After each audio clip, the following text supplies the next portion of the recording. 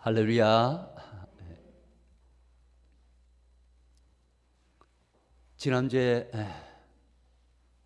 사도 요한이 소아시아 7교회에 편지를 보내면서 삼위 하나님의 이름으로 그렇게 문안하는 내용을 지난주에 말씀을 드렸습니다. 문안하면서 성부 하나님, 성자 하나님, 그 다음에 성령 하나님, 예수 그리스도라고 하는 이 말이 나오니까 초대 교회들은 예수 그리스도라는 이 말만 나와도 감격한다 그랬죠. 그러니까 너무 감격스러워서 눈물을 흘리면서 하나님을 찬양하는 내용을 지난주 마지막으로 그렇게 말씀을 드렸습니다. 여러분들은 예수라고 하는 말을 들으면 어떻습니까? 여러분들은 좀 어떤 것 같아요? 예수라고 하는 말을 들으면은 좀 감격하는 어떤 그런 마음이 있습니까? 어떤 것 같아요? 우리는 초대교회 성도들하고의 그 감격하고는 너무나 거리가 먼 마음이지 싶은데요. 그러나 오늘 이 말씀을 들으면 여러분들도 예수님이 왜 예수 하면 울컥거리면서 이런 감격이 나오는지 오늘 말씀을 통해 우리는 깨닫게 될 겁니다. 이게 이론적으로 깨닫는 것이 아니고 여러분 암초로 이 시간에 여러분 마음에 실제로 능력으로 이 말씀이 와닿았으면 좋겠습니다. 우리 장로님 그 앞에 창문 좀 닫아주세요. 저 옆집에 오늘 떫게 터는데 이 떫게 터는 소리가 여기까지 자꾸 들려서 안 되겠습니다. 자, 여러분 저를 한번 보세요. 오늘 여러분 꼭 정신 차리고 오늘 말씀을 정말 잘 들으시기 바랍니다. 믿음으로 여러분 받으시기를 주의 이름으로 축원합니다. 여러분 첫째로 왜 여러분 예수 하면 그 이름이 그렇게 소중한지, 그 이름이 소중한 이유는 바로 첫 번째로 오늘 계시록 1장 5절 마지막에 오늘 이렇게 말씀합니다. 마지막에 보면 이렇게 말씀하죠. 우리를 사랑하사 그의 피로 우리 죄에서 우리를 뭐 해주셨다? 해방시켜 주셨다라고 이렇게 말씀합니다. 여러분 이 해방시켜 죄에서 우리를 해방시켰다는 말이 얼마나 복된 말씀인지 몰라요. 우리는 해방이라 이렇게 이야기하면은 8.15 광복절이 아마 생각이 날 겁니다. 8.15 광복절이 생각나도 우리 젊은 층에 이 일제 강점기 때 겪었던 이 모든 고난 이런 걸 겪으신 분들은 이 해방의 감격을 알지만은 우리는 여러분 그 감격을 압니까? 모르잖아요. 그때 여러분 제가 기록을 한번 보니까요. 막바지 대동아 전쟁 막바지 때 보면은 이 노시 필요해가지고 사람들 집에 있는 노시라는 노선 다 빼앗아갔다.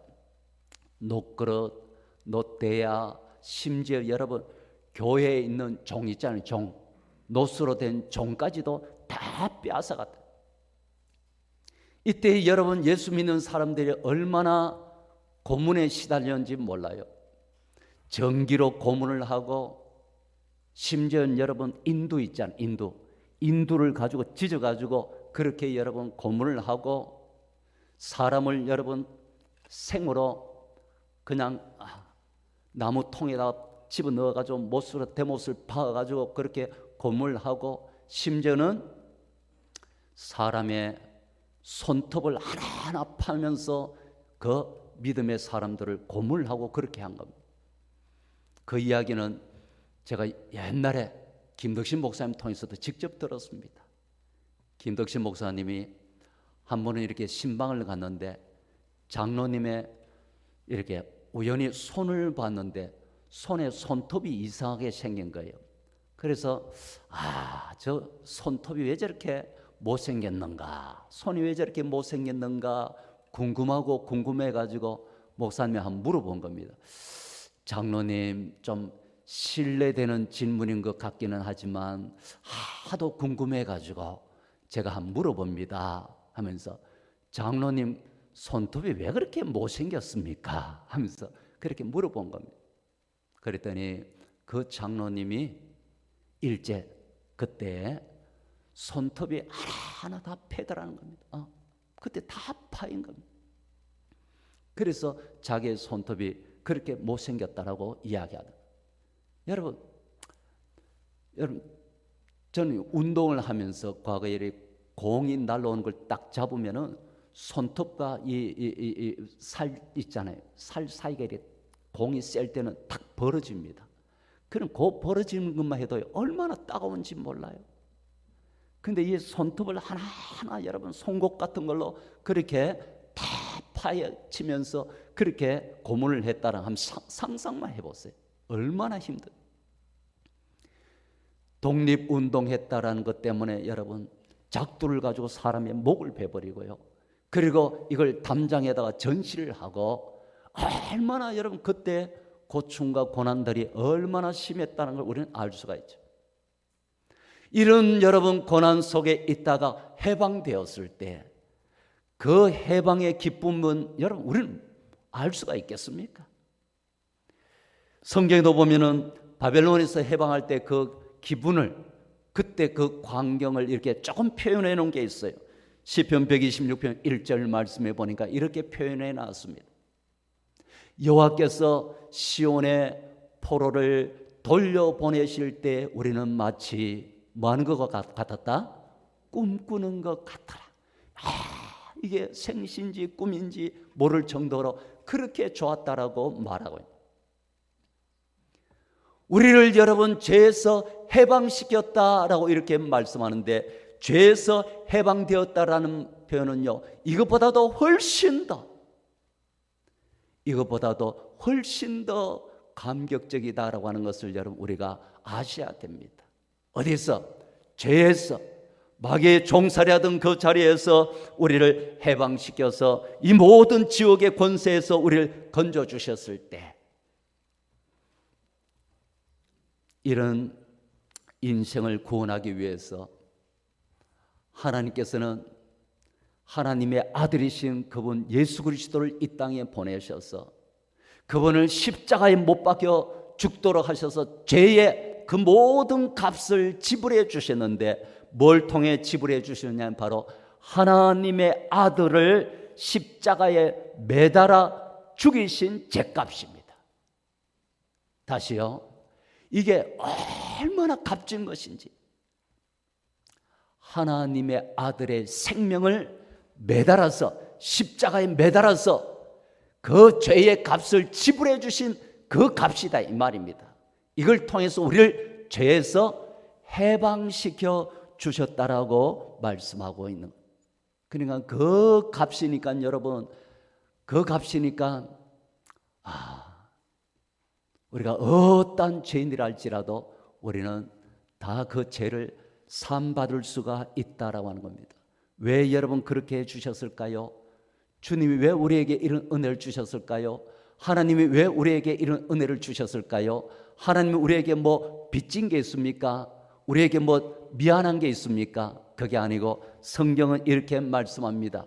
계시록 1장 5절 마지막에 보니까 우리를 사랑하사, 이유는 딱 이거 하나입니다.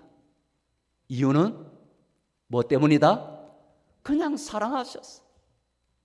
무조건적으로 아가페 그 사랑으로 그냥 우리를 무조건적으로 그냥 사랑해서 그렇게 여러분 그 아들을 보내서 우리를 죄에서 해방시켜 주셨다라고 말씀하고 있는 겁니다.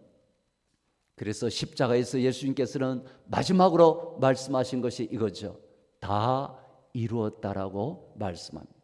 테텔레스타이라고 해가지고 다 이루었다. 테텔레스타이 여러분 테텔레스타이라는 말은 값을 지불했다 이 말입니다. 다른 말로 한다면은 테텔레스타이라고 하는 것은 완불 했다는 뜻입니다. 테텔레스타이라는 말은 다 청산했다는 말입니다. 자, 이 말은 대단히 중요합니다.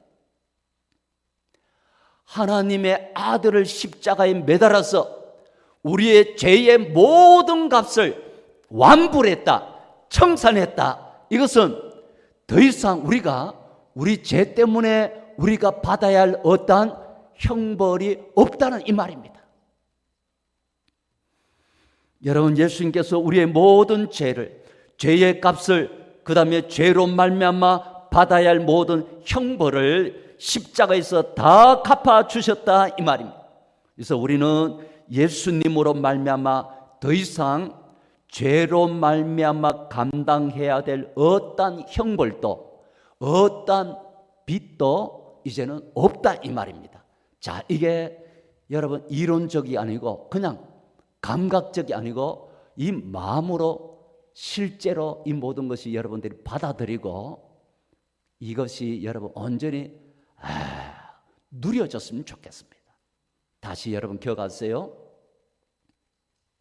하나님께서 하나님의 아들을 십자가에 매달아 하나님의 생명을 우리를 위해서 내어주심으로 말미암아 우리의 모든 죄를 다 담당하셔서 우리는 여러분 더 이상 내 죄 때문에 내가 지불해야 될 형벌, 내가 감당해야 될 형벌, 내가 지불해야 할 빚, 이 빚이 하나도 없이 다 청산해 주셨다. 그래서 죄에서 우리를 해방시켜 주셨다라고 말씀하는 거예요. 할렐루야. 이게 여러분 깨달아지기를 원합니다. 그러니까 이제 더 이상 여러분 우리는 우리 죄 때문에 우리가 감당해야 될 형벌에 있는 게 없어요. 죄의 빚이 없습니다. 주님께서 다 갚아주셨다. 그래서 우리 죄에서 우리를 해방시켜 주셨다. 그분이 누굽니까? 바로 예수라는 겁니다. 예수. 그래서 우리 복음송에 보면은 그 복음송이 1000번을 불러도 내 눈에는 눈물이 멈추지 않는 것은 십자가의 그 사랑, 나를 살리려 하늘 보좌 버리신 나를 사랑하신 분, 그분이 누구라고요? 예수라는 겁니다. 그래서 오늘 이 설교의 제목을 다르게 잡는다면 이렇게 잡을 수 있습니다. 그분이 바로 예수요. 그분이 예수님입니다.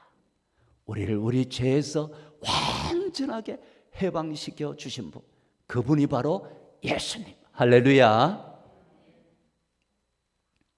두 번째로 예수라고 하는 이름이 왜 그렇게 소중한지 그걸 오늘 말씀에서 6절에서 두 번째 그 말씀을 가르쳐 줍니다. 두 번째는 바로 6절에 보면 그의 아버지 하나님을 위하여 우리를 나라와 제사장으로 삼아 주셨다라고 말씀합니다. 두 번째는 바로 우리를 나라로 삼아 주셨다. 세 번째는 우리를 제사장으로 삼아 주셨다 이 말씀. 여러분 여기서 나라라고 하는 말은 뭐냐면은 바실레이아라는 말입니다.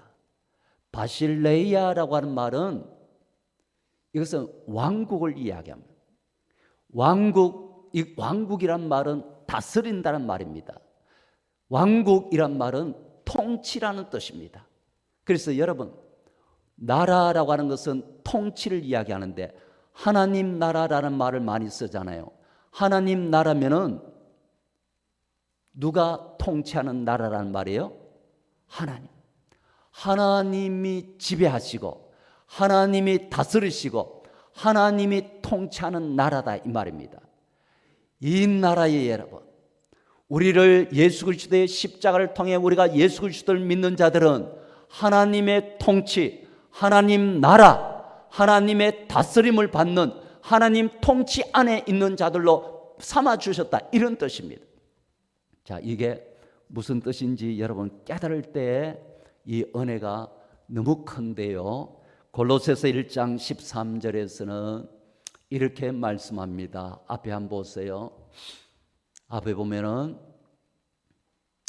자, 그가는 누구냐면 바로 하나님입니다. 하나님이 우리를 어디에서? 흑암의 권세에서, 악한 마귀 사단, 이 흑암의 권세에서 우리를 뭐 해주셨다? 건져내어 주셨다. 해방시켜 주셨다. 건져내사 어디로? 그의 사랑의 아들의 나라로 우리를 뭐 해주셨다? 옮겨주셨다라고 이렇게 말씀하고. 자, 여러분, 어디에서? 흑암의 권세 안에 있었다라고 하는 것은 사단의 통치 안에 있었다 이 말, 사단의 지배 아래에 있었다 이 말입니다. 그런 우리를, 예수 그리스도를 믿는 자들은 거기에서 우리를 뭐 해가지고? 건져내어가지고 어느 나라로? 하나님의 아들 사랑의 나라로 우리를 옮겨주셨다. 그래서 우리는 이제는 사단의 지배 아래, 사단의 통치 아래에 있는 것이 아니고 누구의 통치 아래? 하나님의 나라, 하나님의 통치 아래, 하나님의 다스림 안에, 그 안으로 우리를 옮겨주셨다 이렇게 말씀하는. 자, 이렇게 해도 여러분 이해가 잘 안 될 겁니다. 이걸 한번 생각하면 이해가 잘 될 겁니다. 여러분 가운데 과거에 사채를 써보신 분들이 계신지 모르겠습니다. 그러나 우리는 사채를 안 써봐도 TV에 드라마 같은 데 보면은 사채 써가지고 이렇게 온갖 고초를 당하는 사람들, 그런 이야기들 우리가 보죠. 사채라고 하는 것은요, 배보다 배꼽이 더 큰 겁니다. 돈 100만 원을 빌렸는데 여러분 한 달 이자만 50만 원씩 이렇게 갚아라 이러면은 배보다 배꼽이 더 커지는 것이죠. 그래 안 갚으면 어떻게 됩니까? 식당 하는데 와가지고 여러분 보면 어떻게 해요? 집기들을 발로 팍팍 차가지고 그냥 다 깽판을 치고 나 이거 덜 누운다 하고는 누워가지고 돈 줄 때까지 안 간다 이런. 그런 돈은 없고 그럼 내일까지 드릴게요. 각 사정을 사정합니다. 그 다음날 또 돼가지고 돈이 생깁니까? 그만큼 안 생기잖아요. 그러면 와가지고 그들이 온갖 공갈 협박을 당하면서 이제 신체 포기각서 이런 것까지 막 써가지고 아니면 신체 장기를 가지고 간다는 등 온갖 공갈 협박을 다 하죠. 그들의 지배, 어둠의 세계의 그 지배를 받는데 그 지배는 언제까지 받게 되느냐면은 언제까지 받죠? 언제까지? 빚을 다 갚을 때까지. 그런데 이걸 알고 돈 많은 어떤 부자가 그 빚을 다 갚아줬습니다.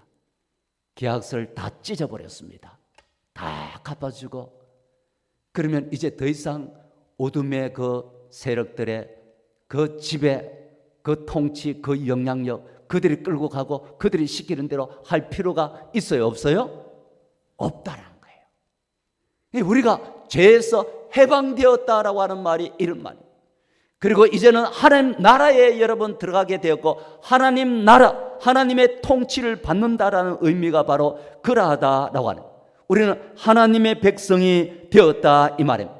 하나님 나라 백성이 되었다는 것이 바로 이겁니다. 예수님의 십자가로 우리를 죄악의 값을 다 갚아주셨기 때문에 더 이상 사단의 권세, 사단의 통치 아래 있지 아니한다 이 말입니다. 여러분 미국의 시민권을 가지고 있다라고 하는 것은 미국의 통치를 받는다는 말이에요. 대사관 여러분 한번 보세요. 우리나라에 미국 대사관이 있습니다. 이 미국 대사관, 여기에 무슨 일이 있어서 미국 대사관에 피하면 여러분 우리 경찰들이 함부로 들어가서 거기에 여러분 범인을 마음대로 들어가서 잡아내고 할 수 있어요? 없어요? 안 됩니다. 탈북자들이 어떤 태국이라든지 이런 데 도망을 가가지고 거기에 어디 들어가 버리죠? 어디에 들어가요?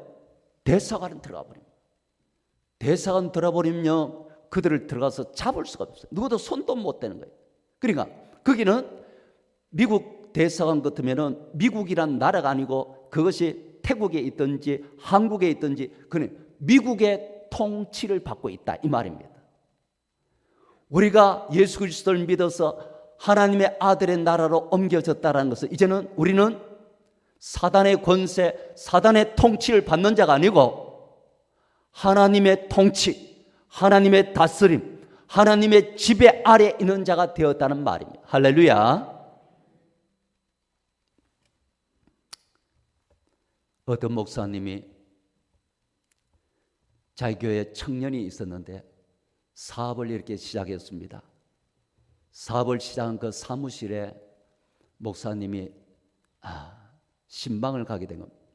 한번 방문해서 찾아갔더니 이 젊은이가 얼굴이 새파랗게 돼가지고 걱정 근심이 가득한 얼굴이에요. 그래서 자네 무슨 일이 있는가? 왜 이렇게 근심이 많은 얼굴인가? 라고 하면서 물어봤습니다. 그랬더니 이 젊은이가 뭐라고 이야기하냐면 자기 사무실에 어떤 사람이 찾아왔는데 그가 하는 말이 뭐냐면은 여기에 이 사무실에 용이 몇 마리가 지금 이 사무실 다 포위하고 있다라고 그렇게 이야기하더라고요. 그러니까 그 사람 눈에는 이 마귀 사탄 이 용이 이렇게 보여가지고 이 사무실에 용이 몇 마리가 포함되어 포위를 하고 있다라고 하니까 이 청년이 마음에 막 근심이 생겨. 갔더나 요즘 사업도 안 돼가지고 힘들고 이렇게 하는데 보니까 이 용이 이렇게 확 포위해가 있어가지고 이래서 우리 사업이 안 됐구나 해가 그것 때문에 막 근심이 가득한 거예요. 그 이야기를 들은 목사님이 허허허 웃으면서 자네 성경책 가 있지? 그래. 예, 그럼 성경책 한번 덜쳐보게. 어디를 볼까요? 마태복음 28장 20절 말씀을 한번 찾아보게. 그래서 그 말씀을 이렇게 보여줬습니다. 거기에 여러분 뭐라고 기록되어 있습니까? 우리가 잘 아는 말씀이죠. 내가 너에게 분부한 모든 것을 가르쳐 지키게 하라. 볼지어다 내가 예수님께서 내가 세상 끝날까지 너와 항상 함께 있으리라. 말씀 봤지? 여기에 용이 100마리가 포위하고 있다 할지라도 자네에게는 예수님이 함께 하는데 뭐가 걱정이냐? 아무것도 걱정할 필요 없다. 그래서 이 청년이 하는 말이 진짜 예수님 저하고 함께 합니까? 라고. 그러니까 성경에서 말씀하는 이 말씀들이 보면 우리가 이렇게 보면요, 그 말씀을 내 말씀으로 안 받는 거예요. 예수님은 거짓말 하시는 분이 아니라네. 아무것도 걱정하지 말게나 하고 그렇게 이야기하죠. 어떤 영성이 깊은 목사님이 밤에 잠을 자다가 뭔가 이렇게 흔드는 느낌이 나가지고 이렇게 눈을 떴습니다. 눈을 떴는데 보니까 앞에 귀신의 형상을 한 어떤 형체가 더 버티고 있는 거예요. 그러면 여러분들은 자다가 일어나가 그런 걸 봤다 그러면 여러분 어떻게 하실래요? 여러분들은 어떻게 하실래요? 그냥 막 깜짝 놀래가 막 급히 여러분 또 새벽 1시, 2시 돼도 여러분 또 누구한테 전화하겠어요? 누구한테 전화하고 누구 또 귀찮게 하겠어요? 새벽기도 나와야 되는데 또 밤에도 여러분 그래 전화해가지고 그러겠죠. 그런데 이 목사님은 그 반응이 어떠했는지 한번 보세요. 이 목사님은 그걸 딱 보고는 먼저는 하품을 하고 하품을 다 하더니 너였구나 하고는 그냥 잠자리 들어 그냥 주무시더란 거예요. 왜 여러분 이렇게 태연하게 이 모든 걸 그렇게 대처를 할 수 있는지 여러분 악한 영이 우리는 이미 하나님 나라 통치 하나님 나라 그 안에 지배 안에 들어있는 자는 손도 대지 못하는 걸 알기 때문에 태연 편안하게 그 모든 것을 대체해서 그냥 잤다는 거예요. 요한일서 4장 4절 말씀에 보면 여러분 이 말씀이 있죠. 요한일서 4장 4절 말씀 보면 자녀들아, 성도들을 이야기하죠. 하나님의 자녀들아, 너희는 누구에게 속하였고 하나님께 속하였고, 너희는 하나님의 통치 아래에 있는 자들이고 하나님께 속하였고 또 그들을 이겼나니 이는 너희 안에 계시니가 세상에 있는 자보다 크심이라. 여러분 또 하나, 여러분 제가 성경을 안 띄웠는데 요한일서, 자 요한계시록이니까 바로 앞으로 여러분 한번 넘어, 요한일서 5장 여러분 한번 찾아보세요. 요한일서 5장 18절 말씀 한번 찾아보시기 바랍니다. 자, 요한일서 5장 구약성경 395페이지입니다. 395페이지 요한일서 5장 18절.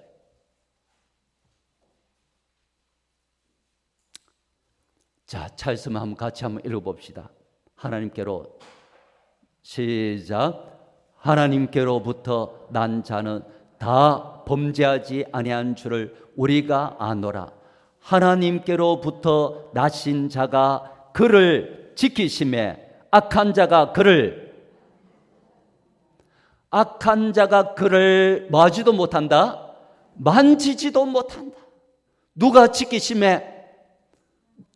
하나님으로부터 나신 자, 누구죠? 예수님. 하나님의 사랑의 아들의 나라, 그 통치, 그 안에 있는 자들은 하나님의 지배, 하나님의 권세 아래, 하나님의 통치 아래 있기 때문에 악한 자가 여러분 만지지도 못한다라고 하는 것을 여러분 믿으시길, 우리 백안의 모든 성도님이 이 말씀으로 무장하시기를 주의 이름으로 간절히 축원합니다. 세 번째로 예수라고 하는 여러분 그 이름이 왜 그렇게 귀하냐? 세 번째는 바로 우리를 제사장으로 삼아 주셨기 때문이다, 이 말씀. 우리를 제사장으로 삼아 주셨다라고 하는, 제사장은 여러분 구약시대 제사장 어떤 역할을 했습니까? 하나님과 타락한 사람들 그 중간 역할을 한 사람이 바로 제사장입니다. 그래서 그 타락한 백성들의 죄를 가지고 대신 하나님 앞에 나가서 중보자 역할을 감당했던 사람 바로 제사장. 구약시대에 여러분 하나님을 만나러 하나님 가장 가까이인 지성소에 나갔던 분이 누굽니까? 대제사장. 대제사장만 하나님을 직접 지성소에서 임재한 그 하나님을 만나기 위해서 지성소에 나갔던 겁니다. 그런데 여러분 이 지성소에 나가는 길에는 그 중간에 바로 가로막고 있었던 게 있습니다. 뭐냐면은 휘장입니다. 우리 제가 백암교회 처음 왔을 때도 보면은 이 강단이 좀 많이 높았습니다. 많이 높았고 그리고 뒤에 보면은 휘장이 있었죠. 그죠? 휘장 그때 색깔 어떤 색인지 기억납니까? 그 뭐 비로도라고 합니까? 비로도 천에다가 우리 뭡니까? 그 붉은 계통의 그죠? 휘장이 뒤에 이렇게 그때 있었죠. 그런 걸 우리가 지금 다 이제 리모델링하면 다 치웠는데, 여러분 성소와 지성소 사이에 휘장이 있었습니다. 이 구약 시대 때 이 휘장은 그런 비로도 천처럼 돼서 사람이 손으로 딱 찢어버리면 찢어질 수 있는 천이 아니에요. 실록과 가지고 이 유대 문헌에 의하면 이 휘장 두께가 어느 정도 되느냐면 적어도 10cm에서 20cm 정도까지 됐다 그래. 그러니까 그 두께가 어마어마한데 사람의 손으로 찢을 수가 있어요, 없어요? 택도 없죠. 휘장을 여러분 이 휘장을 갈고 휘장을 달고 이렇게 할 때에 제사장이 한 300명 정도 달라붙었다고 그래요. 그러니까 엄청난 것이죠. 그러니까 이 휘장은 인간의 힘으로는 찢을 수가 없는 거예요. 하나님 앞에 나아가는 그 모든 길이 이렇게 막혀 있는데 이걸 여러분 인간의 힘으로 찢어가지고 하나님 앞에 나갈 수는 없다 이 말입니다. 뭘 통해 여러분 찢었습니까? 바로 성경 마태복음 27장 51절 말씀에 보면 이렇게 말씀합니다. 이에 성소 휘장이 위로부터 아래까지 찢어져 둘이 되고 땅이 진동하며 바위가 터지고 라고 하는, 언제입니까? 예수님께서 십자가에 달리실 때. 휘장은 예수님의 육체를 상징한다 그랬어요. 예수님의 그 육체가 찢어져 보혈의 피를 흘릴 때 이 엄청난 휘장이 찢어져서 누구든지 하나님 앞에 담대히 나아갈 수 있는 길을 예수님을 통해서 열어 놓으셨다 이 말입니다. 그래서 히브리서 10장 19절 20절 말씀에 보면은 그러므로 형제들아 우리가 예수의 피를 힘입어 성소에 들어갈 담력을 얻었나니 그 길은 우리를 위하여 휘장 가운데로 열어놓으신 새로운 살 길이요 휘장은 바로 예수님 그분의 육체니라라고 그렇게 말씀하고 예수님의 십자가에 못 박혀 죽으심으로 말미암아서 그때 우리가 하나님 앞에 나아갈 수 있는 길을 열어놓으시고 우리가 하나님을 직접 만나서 그분 앞에 간구할 수 있는 이 제사장의 놀라운 귀한 복을 우리에게 주셨다 이 말씀. 히브리서 4장 16절 말씀에 보면은 보세요. 이렇게 말씀합니다. 그러므로 우리는 긍휼하심을 받고 때를 따라 돕는 은혜를 얻기 위하여 은혜의 보좌, 은혜는 하나님의 선물이죠. 이 하나님의 최고의 선물을 받을 수 있는 이 은혜의 보좌 앞에 이제는 담대히 나가도 괜찮다. 이 말은 다른 말 한다면 이제는 당당히 하나님 앞에 나가서 당당하게 하나님 앞에 구해도 된다. 그러니까 기도는 축복입니다. 예수님으로 말미암아 우리에게 주신 놀라운 선물, 그게 바로 하나님 앞에 직접 나가서 기도할 수 있는 그 축복을 우리에게 주셨다라고 말씀하고 있습니다. 여러분, 예수 그리스도는 정말 보배입니다. 예수 그리스도는 우리에게 주신 최고의 선물입니다. 이게 여러분 믿어지기를 주의 이름으로 간절히 축복합니다. 예수 그리스도는 우리에게 주신 최고의 축복이다. 미국의 크리스찬 잡지에 나와 있는 그 실화를 거기다 이렇게 기록해 놓은 내용이 있었습니다. 지금으로부터 좀 오래전에 미국에서 있었던 실화인데 라이언이라고 하는 13살짜리 소년이 있었습니다. 이 소년이 혈우병, 이 혈우병으로 말미암아 병원에 가가지고 수술을 받은 겁니다. 이 수술을 받으면서 수혈을 한 겁니다. 피를 수혈 받았는데 그 피가 잘못된 피를 받아가지고 에이즈에 걸리게 된 겁니다. 지금은 에이즈에 대한 약이 있어가지고 그걸 통해서 생명을 그래도 오랫동안 이렇게 살 수 있도록 지금은 만들지만 옛날에는 그렇지 못했잖아요. 이제 지금도 치료약이 없는 그런 미개한 나라에서는 에이즈 때문에 많이 죽잖아요, 사람들이. 그러니까 그 당시에 이 소년도 에이즈에 걸려가지고 죽을 수밖에 없게 된 겁니다. 근데 어린 요 13살짜리가 병원에서 실수를 해가지고 또 이렇게 해가지고 자기가 에이즈에 걸려 죽게 되었는데도 얘가 누구를 향해서도 원망을 안 하더라는 거예요.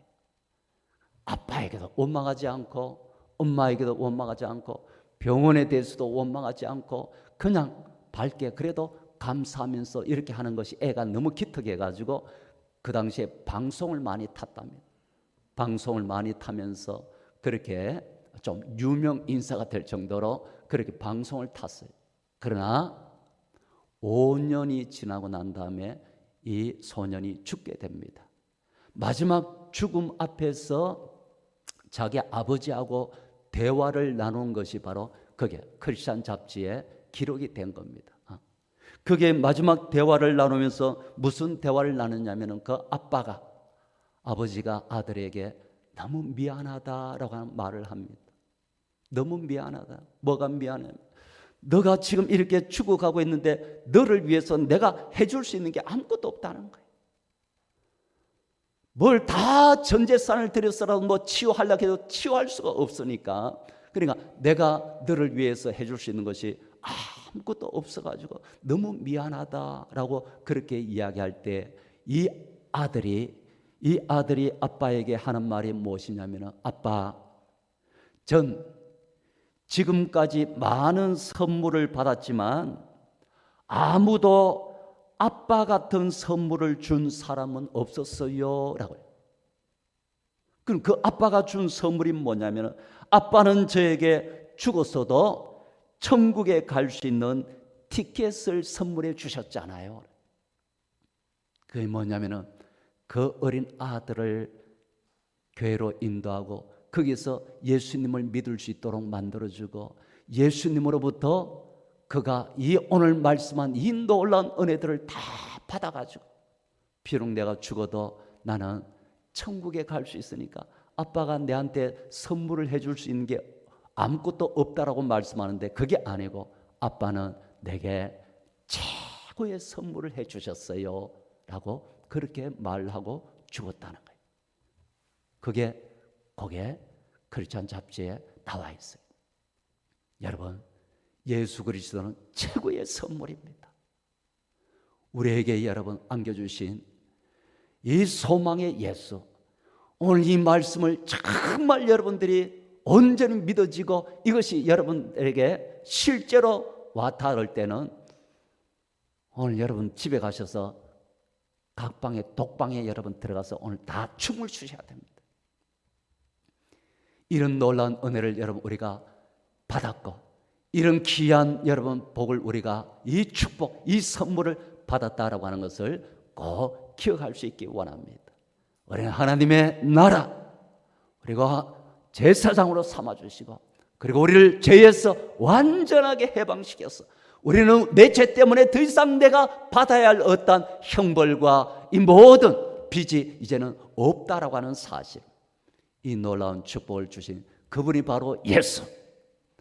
이 어려움 속에 여러분, 도미티안 황제 아래서 이 고통 속에 있는 그들에게 이 예수를 다시 한번 떠올리게 만드는 겁니다. 너희들이 받은 축복이 바로 이 축복이다. 그러니까 너희들에게 어려움이 있다 할지라도 이 소망 대신 예수 그리스도 붙잡고 승리해라, 이 말씀을 주신 것.